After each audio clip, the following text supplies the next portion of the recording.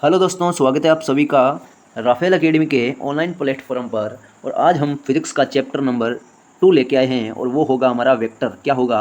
Vector यानी कि सदिश हमारा चैप्टर होगा और बेसिक से चलेंगे।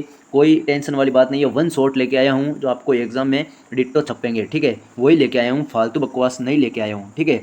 अब बात करते हैं पहले पॉइंट से कि सभी भौतिक राशियाँ जिनकी दिशा होती है, अगर कोई फिजिकल क्वांटिटी है, मान लो कोई फिजिकल क्वांटिटी है और फिजिकल क्वांटिटी में क्या होती है? डायरेक्शन होती है। मान लो उसमें डायरेक्शन होती है, तो डायरेक्शन होने वाली हर जो भौतिक राशि होती है वो सदिश नहीं होती है।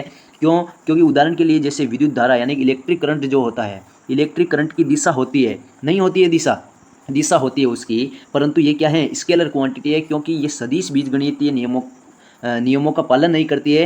इनको सदिश बीजगणितीय नियमों से जोड़ा या गुणा नहीं किया जा सकता। इससे क्या समझे आप पहले पॉइंट से? तो ये ध्यान रखना कि सदिश जो राशि होती है उसकी परिभाषा यहाँ से क्या बनने वाली है कि सदिश वो चीज़ होती है जिसमें डायरेक्शन तो होती है, डायरेक्शन के अलावा बीजगणितीय नियमों से जोड़ा या गुणा करना क्या होता है? आवश्यक होता है। ये ध्यान रखना है। जबकि इसमें विद्युत धारा में क्या होता है? बीजगणितीय नियमों का पालन नहीं करती है।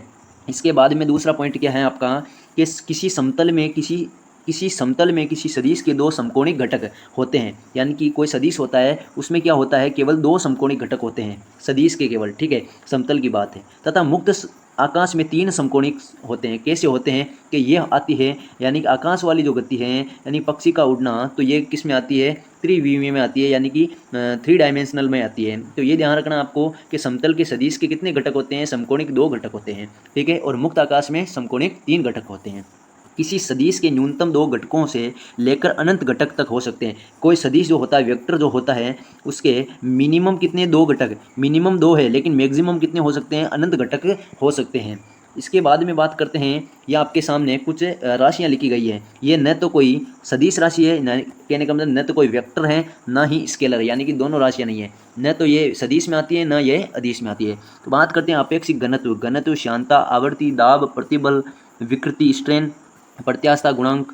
इसके बाद में जो ये पाइस अनुपात होता है, इसको पाइस अनुपात कर लेना आप। जड़त्व आगुण। फिर बात करते हैं विशिष्ट उष्मा, गुप्त उष्मा, स्प्रिंग नियतांक, ध्वनि प्रबलता, प्रतिरोध, चालकत्व, प्रेरकत्व, प्रतिबाधा, विद्युतशीलता, परावैद्युतांक, चुंबकशीलता, चुंबकीय प्रवृत्ति, परावैद्युतांक, फोकस दूरी। बात करते हैं लेंस की शक्ति, वोल्ट्जमान स्थिरांक। बात करते हैं स्टीफन नियतांक, गैस नियतांक। और बात करते हैं गुरुत्वाकर्षण नियतांक, रीडबर्ग जो स्थिरांक होता है, प्लांक नियतांक। ये सारे क्या हैं? ये तो न तो कोई सदिश राशि है और न ही क्या है? अदिश राशि है।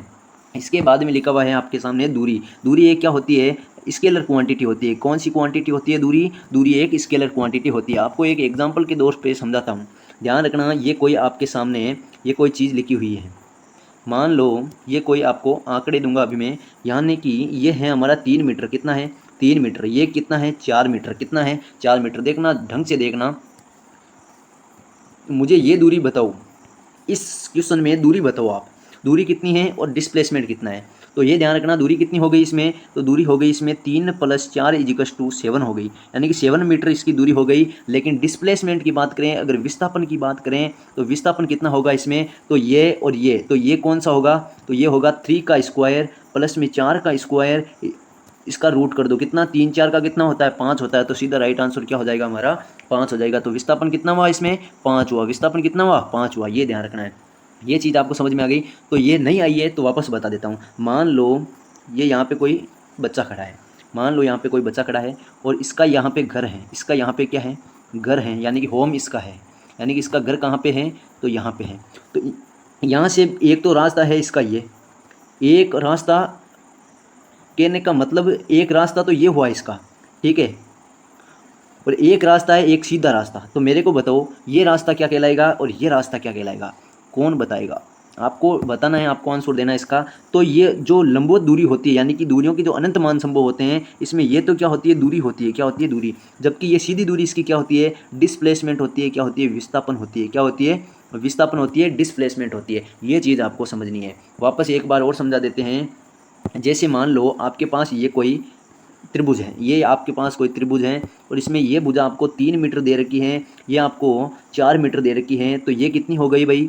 ये हो गई 4 का स्क्वायर प्लस में 3 का स्क्वायर इजिकल्स टू 5 हो गई। कितनी हो गई? 5 हो गई। तो इसी प्रकार ध्यान रखना है, यदि कोई बिंदु है, मान लो यदि कोई बिंदु है ये, यहाँ पे कोई लड़का खड़ा है और उसका घर यहाँ पे है, उसका घर यहाँ पे है, तो आपको मेरे को बताना है कि ये तो हो गई इसकी क्या दूरी, लेकिन इससे और ये इसकी जो फिक्स दूरी है वो क्या हो गई, डिस्प्लेसमेंट हो गई, क्या हो गई, विस्थापन हो गया। और ये इसकी क्या हो गई, डिस्टेंस हो गई, क्या हो गई, डिस्टेंस हो गई। ये चीज़ आपको समझनी है, ये चीज़ आपको समझ में आ गई होगी। इसके बाद में बात करते हैं अगली, तो अगला पॉइंट क्या है हमारा, अगला पॉइंट क्या है तो वो देखते हैं अभी। देखो ढंग से देखना है, क्या लिखा है कि विस्थापन एक सदिश राशि है, दूरी कैसी राशि, दूरी कैसी राशि है, तो दूरी तो है हमारी अदिश, कौन सी है, अदिश, और विस्थापन कौन सी है, सदिश। ये चीज़ ध्यान रखनी है।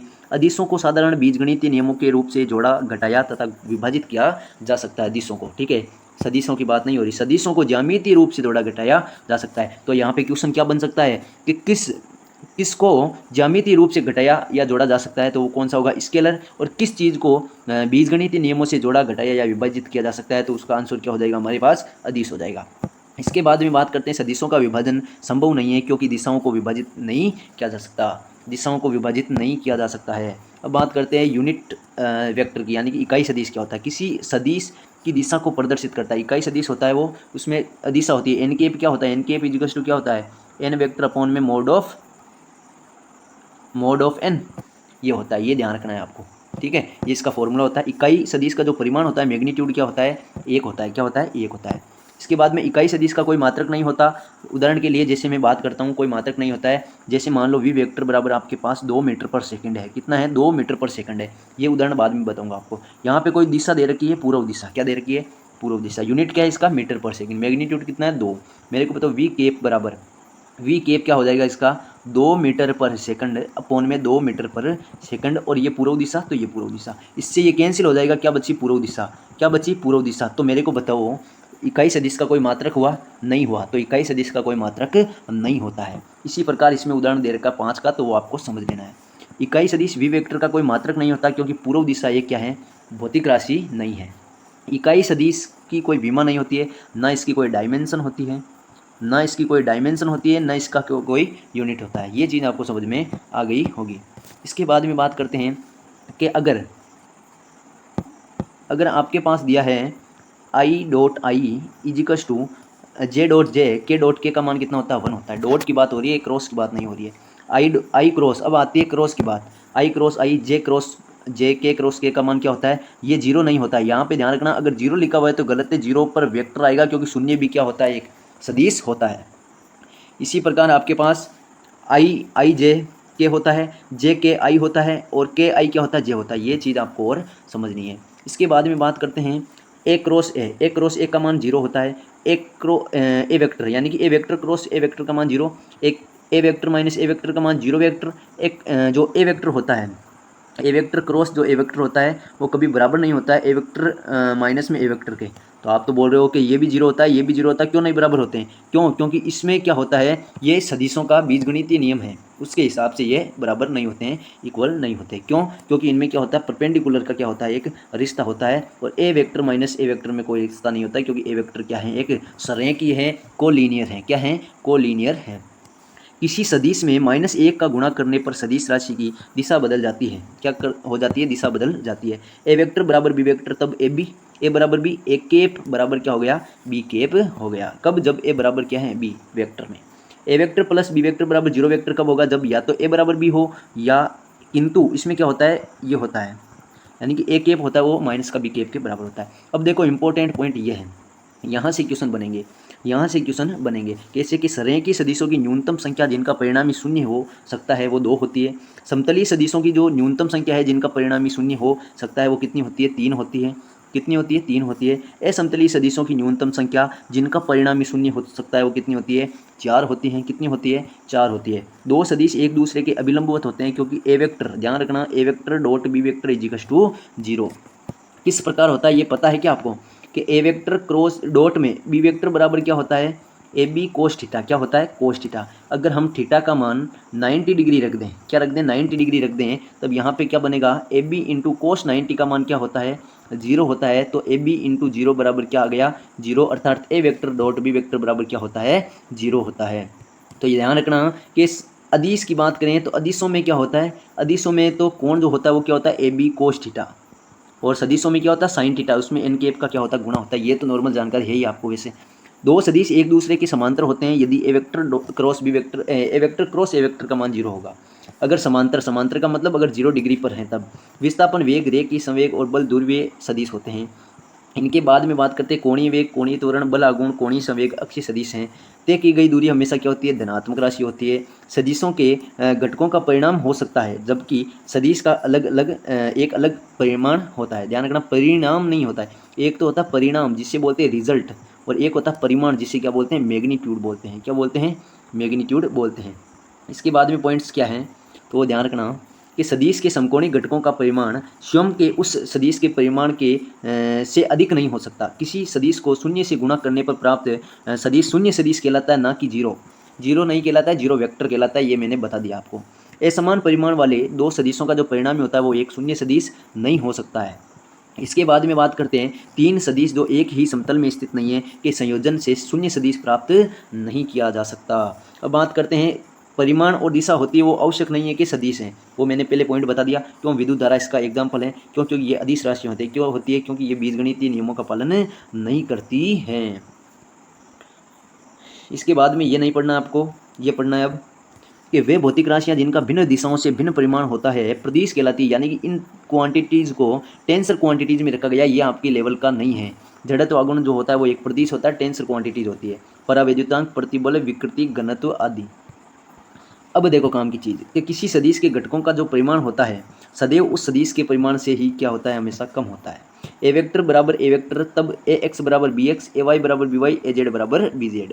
इसके बाद में ध्यान रखना कि A vector plus B vector बराबर सी वेक्टर, अथवा यदि A vector plus B vector plus C vector बराबर जीरो वेक्टर, तब A vector plus B vector तथा सी वेक्टर एक ही तल में क्या होंगे, स्थित होंगे। अगली बात आती है कि ए वेक्टर जो क्रॉस बी वेक्टर बराबर सी वेक्टर हैं, तो सी वेक्टर ए वेक्टर और बी वेक्टर के बीच में क्या है, लंबवत हैं। क्या हैं, लंबवत हैं। ये आपको ध्यान रखना है कि अगर ए क्रॉस, ये आपको रट लेना है भाई, एक ए वेक्टर बी वेक्टर का मोड जो है वो ए वेक्टर माइनस बी वेक्टर हैं, तो उसमें कितना डिग्री का कोण बनेगा, 90 डिग्री का कोण बनेगा। वेक्टर से मेरे को नहीं लगता है कोई क्वेश्चन पूछा गया है बीएसएफ में, लेकिन आपको ढंग से पढ़ना है इसको। दो सदिशों का परिणामी अधिकतम होता है थीटा बराबर 0 डिग्री। सदिश क्या होते हैं, समांतर है। कब, जब आर मैक्सिमम क्या होगा, देखो रिजल्टेड क्या होता है, रिजल्टेड क्या होता है, रिजल्टेड का फॉर्मूला क्या होता है, रिजल्टेड का फॉर्मूला होता है R equals to root of में पी स्क्वायर प्लस में क्यू स्क्वायर प्लस में 2 पी क्यू कोस थीटा। ये किसका होता है, रिजल्टेड, आर का फॉर्मूला होता है। और इसके अंतर्गत वापस लिखते हैं R equals to A square plus B square plus 2ab cos theta, ऐसे लिख देते हैं। अब देखो ध्यान से देखना, और ये चीज़ आपको कॉपी में नोट कर लेना है, क्योंकि यहाँ से मैं अब क्वेश्चन बनाने लग जाऊँगा कि यहाँ से क्वेश्चन भी बनेगा। ये चीज़ आपको समझ में आ गई, ए स्क्वायर प्लस ये आ गया। तो अगर थीटा का मान अगर हमारे पास 90 डिग्री होगा, अगर थीटा का मान 90 डिग्री होगा तो आर बराबर रूट ऑफ में A square plus B square होगा, रूट ऑफ में A square plus B square होगा। किस प्रकार के, A square plus B square plus में 2ab कोस, ये तो हो गया 0, तो ये 0 हो गया, तो ये बच जाएगी। क्यों, क्योंकि 90 रख देंगे यहाँ पे, 90 कोस 90 का मान 0 होता है। बात करते हैं थीटा बराबर 180 डिग्री, थीटा बराबर 180 डिग्री रख देंगे, तब यहाँ पे 2ab कोस 180 की वैल्यू जो होती है वो होती है -1। क्या होती है, -1 होती है, तो यहाँ पे माइनस हो जाएगा। यहाँ पे जैसे ही माइनस होगा ये a माइनस बी के होल स्क्वायर का क्या बन जाएगा, फॉर्मूला बन जाएगा। ठीक है, इसका फॉर्मूला बन जाएगा, किसका, 180 हो गया, फॉर्मूला बन गया। तो यहाँ पे हो जाएगा आर बराबर ए माइनस बी। इसके बाद में अगर थीटा बराबर 0 डिग्री रखते हैं तो थीटा बराबर कोस 0 का मान 1 होता है, तो यहाँ पे 2ab यानी कि आर बराबर ए प्लस बी होता है। ये चीज़ आपको समझनी है। थीटा बराबर 90 तो आर बराबर रूट ऑफ में A square plus B square, theta बराबर 180 आर बराबर माइनस, थीटा बराबर 0 तो आर बराबर ए प्लस बी। ये चीज़ आपको नोट करना है, जल्दी से स्क्रीनशॉट ले लो। ठीक है, वैसे आपके पास ये दिया हुआ है। ठीक है, ये चीज़ अब देखो, थीटा बराबर 180 डिग्री पी माइनस क्यू। ठीक है, अगर थीटा बराबर दो सदिश जो होते हैं वो असमान परिमाण के हैं, तब R minimum P minus Q does not equal 0। ठीक है, इज नॉट इक्वल। अतः असमान परिमाणों वाले दो सदिशों के संयोजन से एक शून्य परिणामी प्राप्त किया जा सकता है। इससे ये निष्कर्ष निकलता है कि असमान परिमाण वाले सदिशों की न्यूनतम संख्या जिससे शून्य परिणामी प्राप्त किया जा सके 3 सदिश होते हैं। बात करते हैं दूसरे शब्दों में समान परिमाण के 2 सदिशों की न्यूनतम संख्या जिसे शून्य परिणामी प्राप्त किया जा सके कितनी होती है, 2 होती है। ये चीज़ समझनी थी। इसके बाद में बात करते हैं लास्ट स्लाइड की। तो ये लास्ट स्लाइड है हमारी। ए वेक्टर तथा ए वेक्टर के बीच में कोण क्या होता है वो मैंने अभी बताया था। कैसे बताया था, तो ये ढंग से देखना किस तरह बताया था। तो ये बताया था कि ए वेक्टर जो होता है डॉट में बी वेक्टर, सॉरी रुकना पड़ेगा, थोड़ा बड़ा करते हैं इसको और इसमें थोड़ा मार्कर को ये करते हैं। तो यहाँ पे ध्यान रखना कि ए वेक्टर क्रॉस की बात नहीं कर रहा हूँ। ए वेक्टर डॉट बी वेक्टर बराबर क्या होता है, ए बी कोस थीटा। क्या होता है, कोस थीटा। ये होता है सदिश अदिश में। किस में होता है, अदिश में होता है।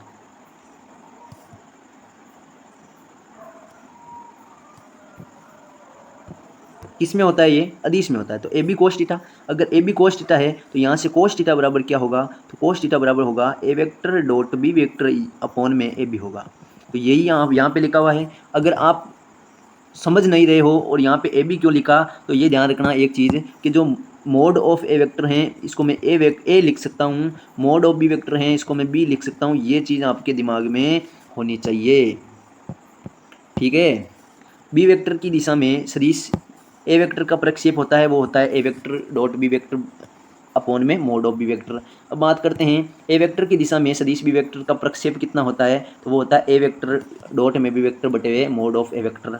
अब बात करते हैं, ये चीज़ आपको नहीं पढ़नी, ये यहाँ से आ जाओ। अब यहाँ पे आ जाओ कि यदि A vector plus minus B vector equals to C vector, तब क्या होगा कि ए वेक्टर डॉट में जो बी वेक्टर हैं उसका क्रॉस मल्टीप्लाई सी वेक्टर से करने पर क्या प्राप्त होता है, 0 प्राप्त होता है।